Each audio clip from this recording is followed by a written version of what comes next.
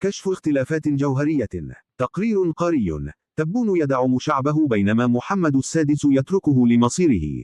كشف تقرير قاري أبرز الاختلافات بين سياسة الجزائر بقيادة الرئيس تبون وسياسة المغرب بقيادة العاهل المغربي محمد السادس.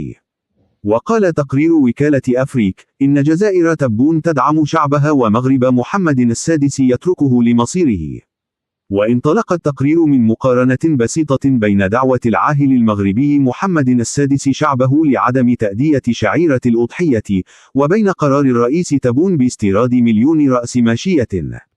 ليبرز أن الجزائر حشدت موارد استثنائية للحفاظ على شعيرة، في حين يطلب المغرب بقيادة محمد السادس من شعبه التخلي عنه.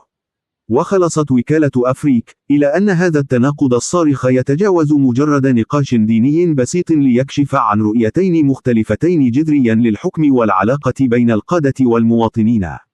التقرير يعتبر السياسة التي تنتهجها الجزائر تعكس نهجا عمليا يوفق بين الضرورات الاقتصادية واحترام التقاليد الدينية المتجذرة في المجتمع، لتساهم في الحفاظ على القدرة الشرائية للمواطنين في سياق تضخمي عالمي. في حين يلفت التقرير إلى أن المغرب بقيادة محمد السادس من شعبه التضحية بنفسه، في الوقت الذي يحافظ فيه هذا الأخير على نمط حياة ملكي لا يزال يظهر علامات الثراء.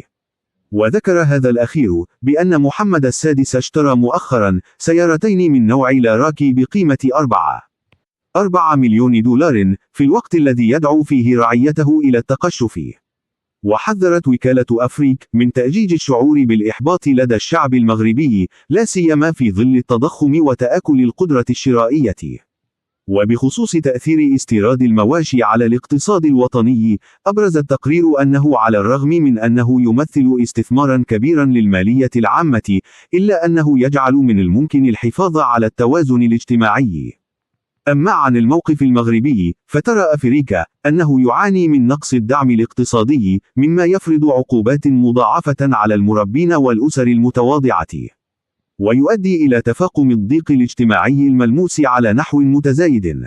وفي الختام، يرى تقرير وكالة أفريك أن هذا الاختلاف يؤكد وجود فلسفتين متعارضتين للحكم.